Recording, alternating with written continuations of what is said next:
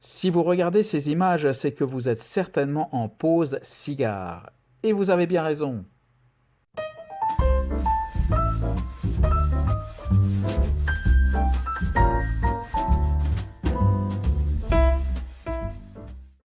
Bonjour et bienvenue. Aujourd'hui, il vous est proposé une véritable curiosité. En l'espèce, il s'agit d'un cigare 100% français répondant au nom de la marque Edon.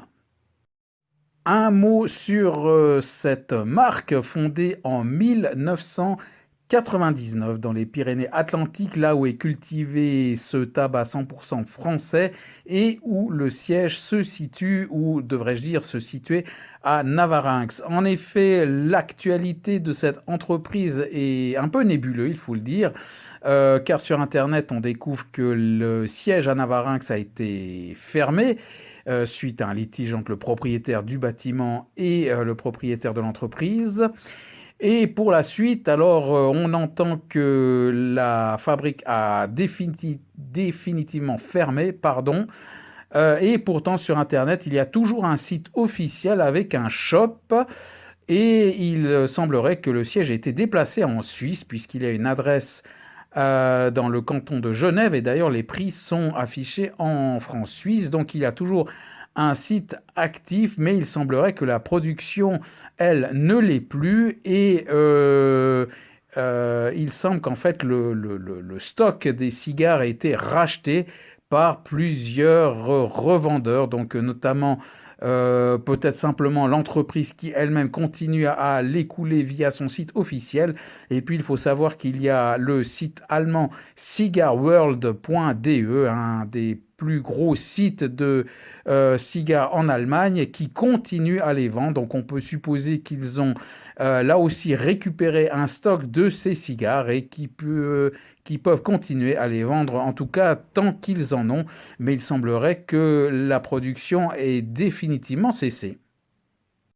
Avant de passer à la fiche technique, petite parenthèse dans le prolongation de ce que je viens de dire, c'est toujours un petit peu dommage de trouver des informations lacunaires et pas vraiment très très claires sur Internet, mais voilà, parenthèse fermée. La fiche technique donc de ce cigare en cave depuis mai 2021, dégusté le 26 août 2022, son nom de référence exact est le Edon Savant, on l'a dit, donc origine France, c'est un puro et son format est un grand robusto, longueur 15 cm,2, un diamètre de 2 cm 06 qui correspond à un ring de 52 et son prix 27 euros pour la parenthèse, donc c'est un prix affiché en euros puisque j'ai effectivement commandé ce cigare via ce site allemand dont je vous parlais tout à l'heure. Au niveau visuel, on se retrouve en présence d'une Vitole qui a relativement fière allure avec ses deux bagues. La cape est de couleur Colorado Maduro, une cape légèrement luisante, pas trop mais un petit peu, et on devine des veines apparentes mais relativement fines. Pourtant une allure un peu rustique car il y en a quand même deux ou trois qui ressortent, donc on est un petit peu entre deux, et donc une double bague, l'une avec une couleur bleu roi, avec simplement donc, le logo et l'inscription de la marque Edon, et l'autre alors beaucoup plus sophistiqué, donc vous avez un petit drapeau français qui précise bien que c'est donc fabriqué en France avec tout un petit texte dont je vais vous faire la lecture dans quelques instants. Mais on passe également au toucher de ce cigare. Alors sous les doigts, c'est quand même rustique, hein. On sent ces quelques veines qui ressortent malgré tout. Et par contre, alors gros point d'inquiétude parce que ce cigare est vraiment très très souple et je détecte beaucoup de points mous. J'en ai en tout cas détecté 5. Je reviens donc sur la bague de pied et une petite parenthèse pour signaler que la marque Edon se présente comme proposant des produits de luxe. En tout cas, c'est comme ça qu'il est mentionné sur son site officiel avec cette petite inscription donc sur la bague de pied French Savoir-faire avec un petit texte. Donc c'est assez rare d'avoir des bagues de pied où l'on retrouve donc le nom du format Grand Robusto avec le nom du cigare Savant et ce petit texte dont je vous fais vite la lecture. Un cigare érudit dans sa technique et ingénieux dans sa conception. Il est destiné à la fois à des amateurs spécialistes comme à ceux qui ont en eux un esprit découvreur. Voilà donc pour le texte de cette bague. On passe au parfum du pied, donc on reste au niveau du pied, on parlait de la bague de pied. Au niveau des parfums se dégage un bois humide sous bois avec un fond plutôt café, un environnement assez agréable et doux, rien d'agressif. Au niveau du tirage accru, alors un tirage dont la résistance est assez moyenne, on ne peut pas dire que c'est franchement aéré, mais assez moyenne, on sent une petite résistance. Et les saveurs qui nous parviennent en bouche sont plutôt à nouveau du boisé avec ambiance feuille morte, quelques traces fongiques, le tout donc dans une relative légèreté. Après un allumage effectué comme d'habitude aux allumettes, le premier tiers dégage des saveurs en bouche, alors vraiment bien boisées. On se retrouve directement dans une ambiance forestière et y compris en rétro-olfaction, c'est vraiment bien boisé. La particularité de cette rétro-olfaction, ce qui est assez rare, c'est qu'elle est vraiment particulièrement douce et veloutée. Souvent, il y a une petite pointe piquante au minimum avec un petit poivre. Et là, absolument rien. C'est extrêmement doux et tout sur du bois. Sur la suite de ce premier tiers, il y a quelques effluves empyromatiques, mais qui ne prennent vraiment pas l'ascendant. Et il y a également un fond de cacao, je dirais un peu un cacao en poudre, un peu sec. La fumée, quant à elle, est assez légère, pas spécialement abondante, et alors vraiment boisée également au niveau de ses senteurs. Et puis sur la fin du premier tiers, il y a l'apparition d'un petit cuir. Toujours sur cette fin de premier tiers, il y a malheureusement un décalage de combustion qui va commencer à se former et je note que la cendre va tomber pour la première fois après 25 minutes, ce qui est assez rapide pour un cigare de ce format. Et puis sur la toute fin de ce premier tiers, on sent une petite noix qui vient se rajouter au bois qui lui est toujours prédominant.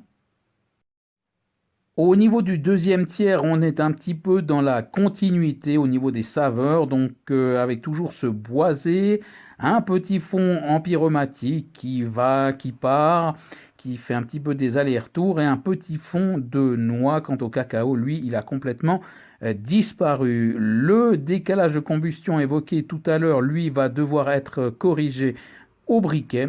Et puis par la suite, au cours de ce deuxième tiers, toujours l'apparition d'un petit poivre noir. Et puis au niveau là, on est plutôt sur des détails de la fabrication. La cendre, elle, commence à partir un petit peu en chou-fleur, ce qui va resserrer un petit peu le tirage. Je vais faire d'ailleurs un dégazage relativement important qui va provoquer l'extinction du cigare que je rallume. Et suite à cela, je note alors une fumée beaucoup plus lourde et un cuir qui revient sur la fin du deuxième tiers. On en arrive au troisième tiers où je note que le cigare est de plus en plus asséchant, c'est pas très agréable. Chose aussi relativement rare à l'entrée du troisième tiers, donc il reste quand même plusieurs centimètres à ce cigare, 4 ou 5. La chaleur est déjà un peu perceptible en bouche et une fumée un peu plus chaude. C'est un petit peu étonnant. Et malheureusement, il va y avoir un nouveau décalage de combustion qui va se former et que je vais devoir un peu plus tard à nouveau corriger au briquet. Quant aux saveurs, le cuir qui dominait en fin de deuxième tiers est toujours là, il est de plus en plus là et il y a de l'âcreté qui vient se rajouter à la fête, j'ai envie de dire malheureusement, car ça devient un peu moins agréable. Et puis on vire un petit peu sur des notes herbacées, toujours avec du cuir et de l'âcreté qui malheureusement est de plus en plus présente. Et puis alors je note que la tête du cigare est vraiment très très spongieuse, vraiment complètement, je ne peux même pas dire souple. Alors vraiment ça commence à partir un petit peu dans tous les sens. Et puis, pour conclure, donc on peut noter une montée en puissance vraiment relativement faible et une longueur en bouche, là aussi, pas très très forte pour cette dégustation qui aura duré, j'ai envie de dire, seulement 1h10. On en vient aux notes avec un visuel à 7,3, donc une bonne note pour ce cigare qui présente bien, quelques réserves pour ces deux trois nervures un peu plus importantes qui lui donnent ce côté rustique, et puis cette cape qui est un petit peu luisante, mais pas franchement, on est un petit peu entre deux, mais globalement on est quand même devant une belle pièce avec ces deux bagues de pied relativement originales. Au niveau de la qualité de fabrication, alors là, c'est moins bon, on descend d'un bon cran, voire de 2, 5,7. Alors, beaucoup de choses à dire sur cette fabrication, mais malheureusement, peu de choses en bien. Beaucoup de points mous, cela a provoqué deux gros décalages de combustion qui ne se sont pas rétablis d'eux-mêmes, que j'ai dû corriger au briquet. Donc il a fallu travailler ce cigare. L'un de ces décalages a provoqué une extinction, donc il a fallu rallumer. Et puis, donc, je l'ai signalé, cette tête très spongieuse, alors vraiment qui faisait penser à des cigares de mauvaise qualité, hein, pour ne pas le citer, mais ça me rappelait un petit peu le J. Cortez que j'avais dégusté en son temps. Donc c'était mou, en plus c'était assez chaud, ça c'était très très spécial. C'est la première fois que ça là m'arrivait d'avoir un cigare de cette longueur où je me disais que j'en aurais pour 2 heures, et finalement quand on l'avait dans les mains on sentait déjà au poids que c'était relativement léger. Et puis, ça a été confirmé, même si le tirage n'était pas franchement aéré. Je l'ai signalé, j'avais de la fumée chaude en bouche assez vite, à l'entrée du troisième tiers déjà, et donc ça laissait vraiment supposer quand même des jolis trous d'air dans ce cigare, ce qui est venu confirmer avec ces décalages et puis tous ces points mous. C'était assez bizarre. Et puis, bah, finalement, cette dégustation a duré 1h10. C'est quand même très rapide pour un grand robusto, surtout que je suis plutôt un fumeur lent. Et ben voilà, donc vraiment une fabrication où l'on peut aussi rajouter la cendre qui partait complètement en chou-fleur, qui était pas belle. Donc beaucoup de points négatifs malheureusement sur la fabrication. La palette aromatique s'en sort un peu mieux, 6,5 sur 10, car la première moitié était quand même intéressante, avec un joli boisé tout en rondeur. Malheureusement, il évolue sur un cuir qui est vite doublé d'âcreté, une âcreté qui va prendre le dessus. Donc la deuxième moitié du cigare est vraiment moins intéressante. Pourtant, plus d'une année et demie de cave, et pourtant beaucoup d'âcreté sur la fin, ce qui ne m'a pas permis d'aller vraiment jusqu'au bout du cigare, tant au niveau aromatique, mais comme je l'ai dit, avec la fabrication, cette fumée chaude qui arrivait en bouche très rapidement, cela n'aurait de toute façon pas été possible, je pense, de vraiment continuer plus avant ce cigare. Donc une palette aromatique sauvée par sa première moitié. Le rapport qualité-prix n'est pas bon, hein, 4,6, un cigare de 27 euros pour cette qualité de fabrication. Franchement, je ne pouvais pas donner la moyenne. On commence à rentrer quand même dans des prix qui avoisinent les Davidoff, par exemple.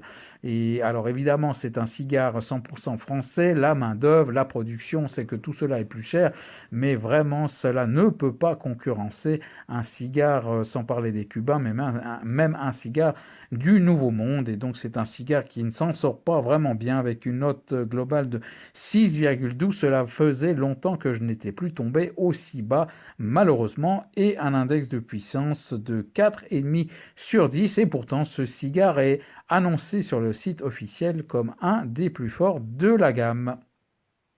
Alors vous l'aurez compris, le bilan n'est franchement pas bon, déçu et même fâché, je dirais. Fâché parce que ce cigare se présente comme un produit de luxe qui se veut même un peu trop élitiste, je dirais, avec sa bague de pied qui nous présente tout un petit texte, voilà, un petit peu intellectuel sur les bords. Ça fait élitiste et malheureusement, ça retombe comme un soufflé car la qualité n'y est pas du tout. Se retrouve, et j'ose le dire, franchement, on se retrouve en face d'un cigare médiocre.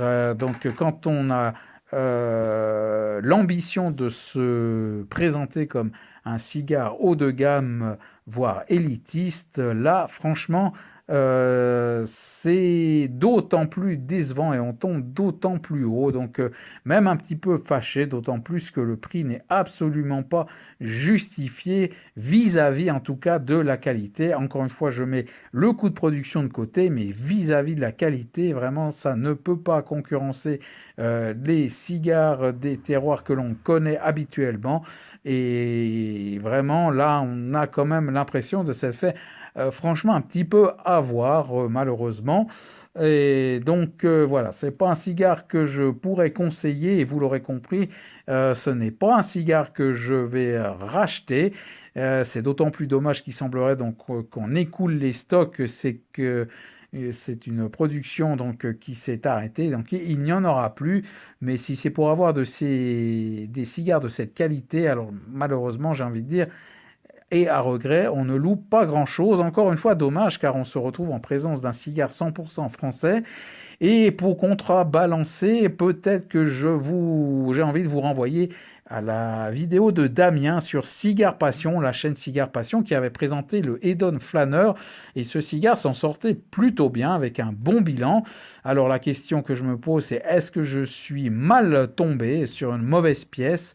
C'est possible, mais franchement, je ne rachèterai pas un autre cigare pour vérifier si c'était un mauvais coup du sort ou alors si c'est vraiment une production qui est déficiente. Avant de conclure cette vidéo, je le répète une énième fois, ce n'est que mon avis, c'est subjectif et donc testez-le peut-être, ne serait-ce que pour la curiosité d'avoir eu dans les mains au moins une fois dans sa vie un cigare 100% français. Mais mon discours va être un petit peu ambivalent parce que si c'est pour mettre 27 euros, faut être prêt à peut-être perdre 27 euros pour peut-être tester. Et avec un peu de chance, vous tomberez peut-être sur un cigare d'une meilleure qualité que j'ai eu. Donc voilà, c'est un petit peu nuancé. Je vous laisse un petit peu être propre juge. Et encore une fois, c'est vraiment un avis, mon avis, donc complètement subjectif sur cette vidéo. Mais voilà, je ne pourrais pas conseiller cette marque après l'expérience que j'ai eue. Voilà, alors je vous donne d'ores et déjà rendez-vous pour une prochaine vidéo. Et en attendant, je vous dis à bientôt.